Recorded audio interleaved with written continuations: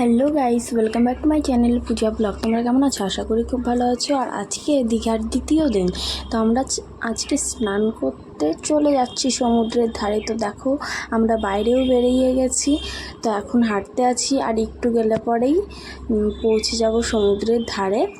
তো দেখো, সমুদ্রের ধারে আমরা পৌঁছেও গেছি আর ওইখানে বসে আছে দিদি, সবাই বসে আছে আর আমি ভিডিও করছিলাম। তো আমার বেবি দিদি ও স্নান করেনি, কারণ আমাদের জন্য করতে পারেনি। ও ফোনগুলো ধরে নিয়ে বসেছিল। আর দেখো, অনেকটা স্নান করার পরে এখানে একটা মাছ ভেসে আসছিল। তো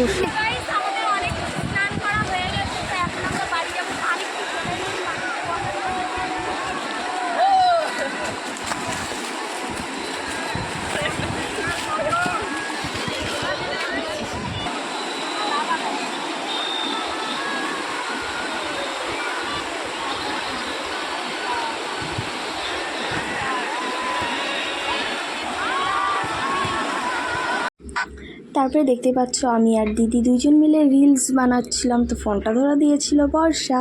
তো দেখো, খুব সুন্দর করে দিদি আমাকে ঘুরিয়ে দিচ্ছিল, আমি দিদিকে ঘোরাচ্ছিলাম।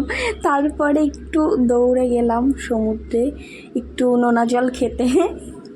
সেটা বড় কথা না, নোনা জল খেয়েছি।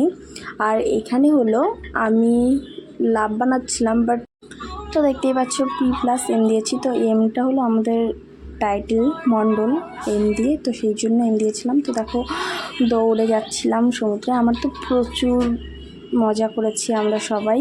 তো আমার মনেই হচ্ছিল না যে আমি সমুদ্রের ধারের থেকে বাড়িতে আসি। তো এখানে দেখো, আমি বসে বসে বেশ জলের ঢেউ আসছিল।